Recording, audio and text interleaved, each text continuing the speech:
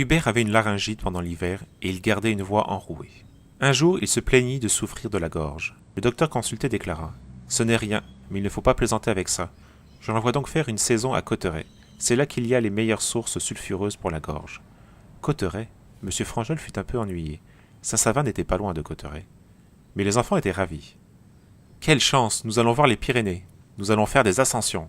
Que de belles promenades en perspective. » Écoutez, dit M. Frangel, Cauterets est tellement encaissé que j'aime mieux vous voir ailleurs. Vous y passerez 3 semaines au mois d'août, puis je viendrai vous rejoindre et nous irons finir l'été à Biarritz. Quel bonheur, moi qui ne suis jamais allé au bord de la mer. Christiane était enchantée. Juillet s'achevait, et l'on commença à songer au départ. Dans les rues étroites et sombres, Mme Frangel, suivie de ses filles, faisait les derniers achats nécessaires aux vacances. M. Marcoux avait emmené M. Frangel au dernier concert de la saison. Comment trouvez-vous ce pianiste? Remarquable. C'est un de mes amis. Je vais l'emmener à la brasserie Georges pour finir la soirée. Vous viendrez avec nous, j'espère. Bien volontiers, je voudrais savoir quel est ce morceau si poignant qui n'était pas indiqué sur le programme. Celui que Jean Bonnet a joué lorsque l'on a rappelé une seconde fois. Je ne le connais pas, en effet. 1 heure plus tard, les 3 hommes se retrouvaient autour d'une des tables de marbre de la célèbre brasserie Georges. La bière moussait dans les bocs. « Elle est délicieuse, la bière de Lyon, » dit Jean Bonnet en riant. « Vous n'êtes pas trop fatigué? Mais non. » M. Frangel hésitait. « Serait-ce indiscret de vous demander le nom du morceau que vous avez joué en dernier?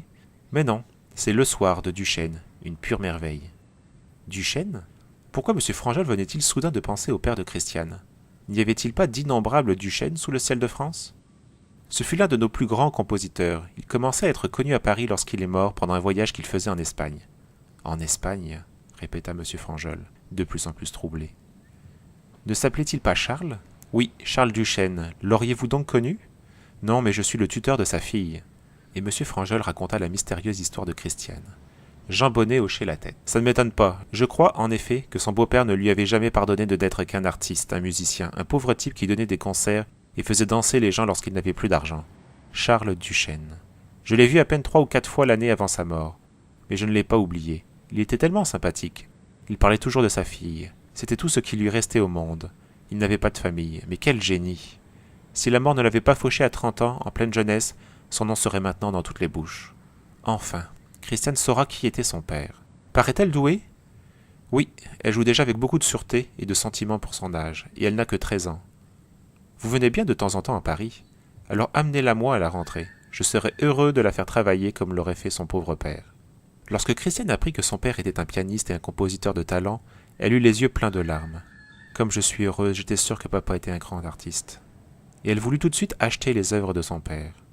Tandis que Mme Frangel achevait les malles, Christiane ne quittait plus son piano et jouait avec vénération les morceaux qu'avait composés son père. Mme Frangel et les 7 membres de la jeunesse partirent tous dans les premiers jours d'août. M. Frangel resta seul sur le quai. Il espérait bien que Christiane ne reverrait pas Saint-Savin. Ce joli village était assez isolé, et les garçons avaient promis de ne pas prononcer ce nom. Mais qui peut prévoir le déroulement d'une destinée? Le train fuyait à travers la campagne. Les petits, comme les appelaient avec une certaine condescendance les 5 aînés, dormaient déjà, bercés par le balancement du wagon.